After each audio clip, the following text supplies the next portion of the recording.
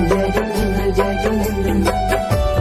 जय जिनेंद्र मित्रों, मैं हूँ पूर्वी और आप सब सुन रहे हो जैन पाठशाला बाय पूर्वी। मित्रों, अब तक आपने सम्यक दर्शन के 8 अंगों में से 4 अंग की कहानी सुन ली है।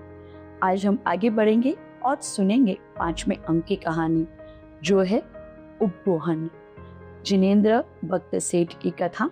इसके माध्यम से आप इस जैन धर्म के सम्यक दर्शन के 5वें गुण के बारे में जान सकोगे। सौराष्ट्र देश के पाटलिपुत्र नगर में राजा यशोधर अपनी पत्नी सुसीमा और पुत्र सुवीर के साथ रहता था।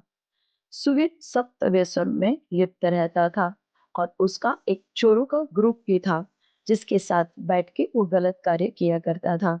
एक बार उसे पता चला कि पूर्व गुंडा देश की ताम्रलिप्त नगरी में जिनेंद्र भक्त सेठ के जो जगरा चैतालय है, उसके अंदर तीर्थंकर भगवान की मूर्ति है। पार्श्वनाथ तीर्थंकर भगवान की इस मूर्ति के ऊपर जो छत्र है, उसमें अमूल्य वैडूर्य मणि नाम का रत्न जड़ा हुआ है। लोभ में आ गया, इतना कीमती रत्न। उसके मन में इच्छा हो गई कि मैं क्या करूं जिससे ये रत्न मुझे मिल जाए। उसने अपने चोर मित्रों को इसके बारे में कहा।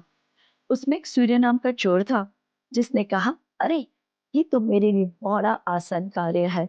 मैं तो इंद्र के मुकुट से भी रत्न लेके आ सकता हूँ, तो ये लाना मेरे लिए कौन सी तकलीफ वाली बात है।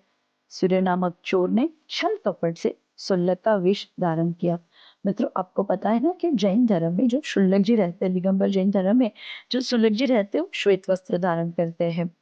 और उसने गांव गांव नगर नगर घूमते हुए ताम्रलिप्त नगरी में प्रवेश किया।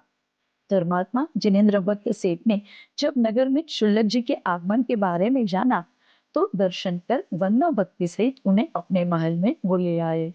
उन्होंने उसे पार्श्वनाथ भगवान के ऊपर जो छत्र था, उसमें जो मंडित वहां पे जो लगा हुआ मणि का वाला रत्न था, उसके भी दर्शन कराए और कहा कि आप अब हमारे यहाँ ही रहिए और इस रत्न की रक्षा कीजिए। एक दिन सेठ ने समुद्र यात्रा का प्रयोजन करके सुल्लक को बताया कि मैं नगर के बाहर रखूंगा और आपको इस रत्न की रक्षा करनी है। सुल्लक तो बस यही राह में था कि कब मुझे अवसर मिले और कब मैं इस मणि को चुरा कर भाग जाऊं। रात के समय जब वो इस मणि को चुरा के भागने लगा, तो द्वारपाल ने उसके मणि के प्रकाश में उसे देख लिया और भागती हुई उस शुल्लक को पकड़ने के लिए उसके पीछे दौड़ने लगे। अब शुल्लक दौड़ते दौड़ते शहर के बाद वही आ गया जहाँ पे जिनेंद्र भक्त सेठ थे। उनके पास जाके उसने कहा, मेरी रक्षा कीजिए, मेरी रक्षा कीजिए। पीछे आने वाले कोतवालों को देखकर जिनेंद्र भक्त समझ गए।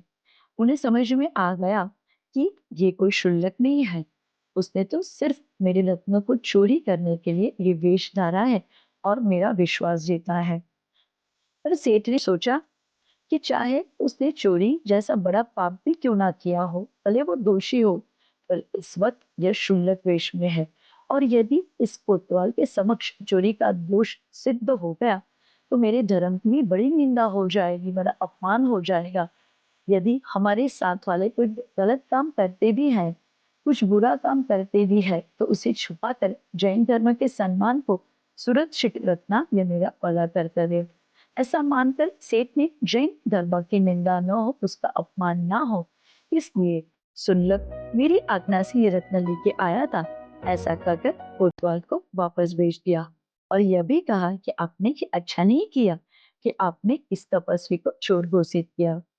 पर सेठ जानते थे गलत क्या हुआ है और इसीलिए सेठ ने रात में उस क्षुल्लक जी को वहां से निकाल दिया। मित्रों, छल कपट एवं ऐसे वेश धारण करके धर्म की आड़ लेकर मनोवांछित मनोरथों को पूर्ण करना, यह मिथ्या मार्ग है। अपने साधर्मी द्वारा यदि कुछ गलत भी हो जाए, कुछ पाप भी हो जाए, तो जैन धर्म की महिमा खंडित न हो और उसकी निंदा न हो, इसके लिए सम्यक दृष्टि ज्ञानी एवं तपस्वी गुरु उनके दोषों को प्रकट नहीं करते हैं।